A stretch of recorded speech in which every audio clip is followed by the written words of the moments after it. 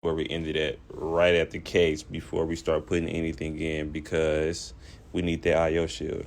If you look in your motherboard box and you don't see an IO shield, that means the IO shield is already there, which is fucking lovely. Go ahead and take this box of screws out because we need these right here. And once you got that box of screws out, you can put the case back down. Hey, just like that to go ahead and prep it. Normally you would have the cooler to kind of guide you or hold the board in place for you, but we don't. So I'm gonna hold it by the IO shield and by the back ski. Hey, just like that. We got the IO shield already on there because it comes pre-applied. Handoff screws right here, right here, right here, right here, right here, right here, right here, right here. And I want to line it up with the holes on the motherboard. Right here is the screw hole right here. This is what our standoff screws look like.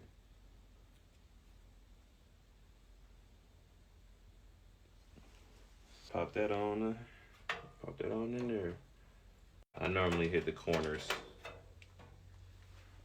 I do 4 corners.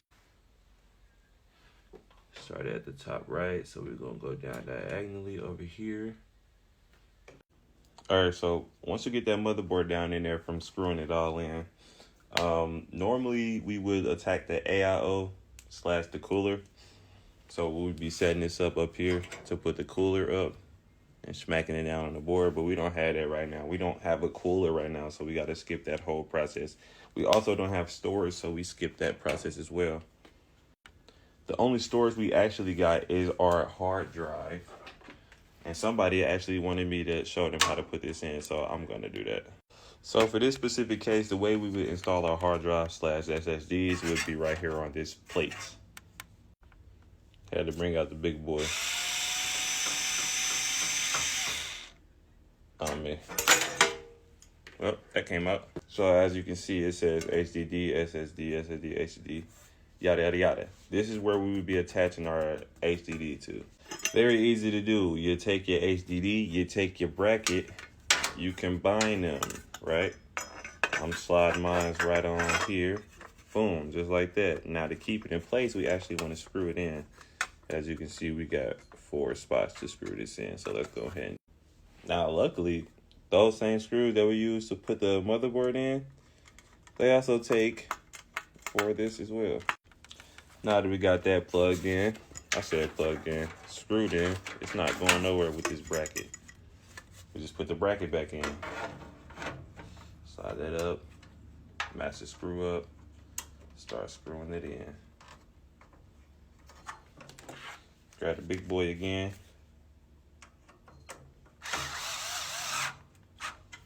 It's in there. That bad boy ain't going nowhere. This SATA plug right here, SATA cable, slide that up to the front. And what you would do with that SATA cable is you would take that and plug it into, it's normally on the side slots over here. This should be your SATA ports. And that's how you would connect the hard drive to your motherboard. So just go ahead, hey, just like that. Now we all connected, good to go. From here, we want to attack our power supply. Now, if you got a fully modular power supply, it would come with nothing plugged in, just like these, which makes it easier for setup, right? You always need your big boy cable, your 24 pin. You always need that. You always need a CPU cable. Where I say CPU, you always need that. If you got a strong enough power supply cable, you're gonna need your PCIe cable. Where they say PCIe? Right there. You're gonna always need that. This is 2 of them in one though, because you know. If you rocking a hard drive / SATA drive, you're gonna need one of these bad boys to power it. So from here, we want to go ahead and pre-wire.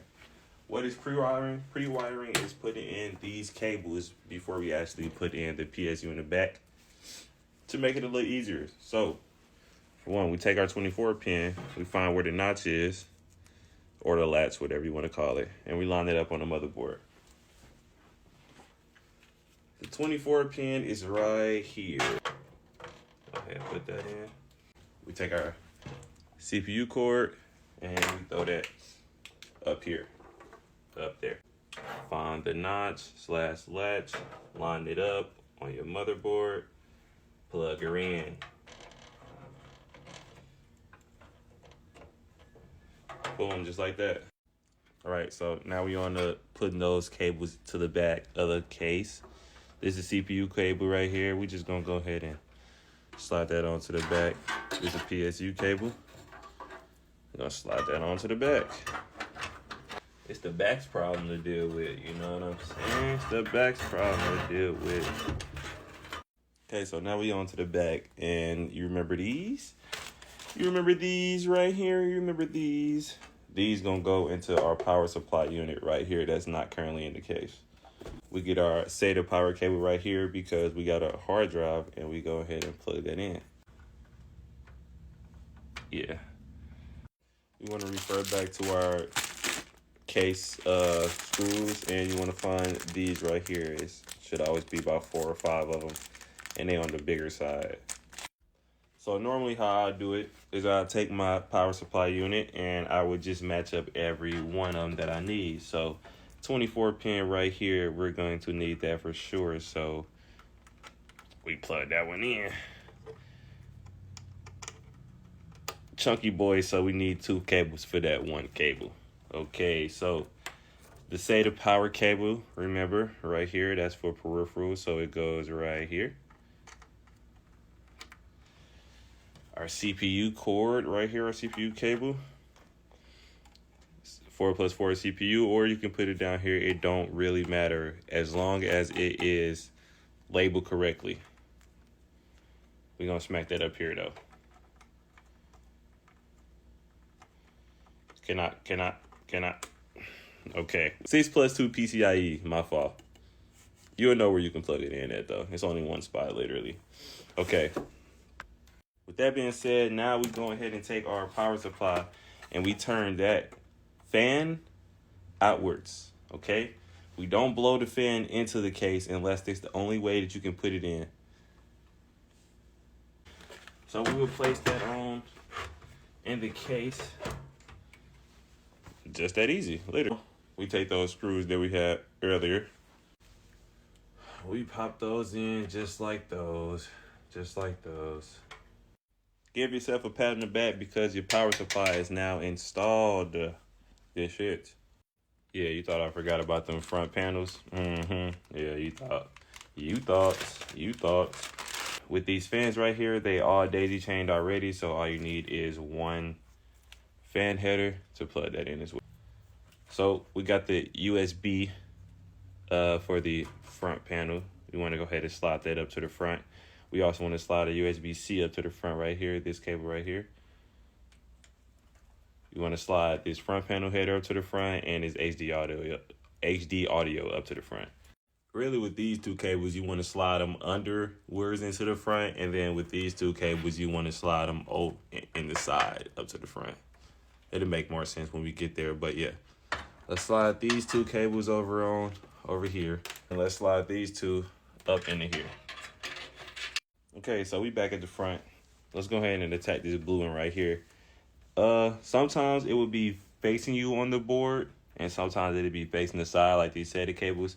In this instance, on this Gigabyte board, we got it facing the side right here, so you would just match up this blue little notch, if you can see that, and slide that on in right here. So bad. Okay. That's in there. Cool. Now we got the USB-C right here. Now this port happens to be right here facing outwards to us, so it's just as easy as plugging that in. It won't go in if it's the wrong side. So that's the wrong side, so let's flip it around and let's try to plug it in now. That's also, nope, that's the right side. This one kind of take a little pressure, but you'll hear that click and you'll know that you got it. HD audio, very simple. All you have to do is just find that on the motherboard somewhere. And it's labeled, as you can tell. Where are we looking at? It's actually right here. It's our HD audio. So we just plug that in here.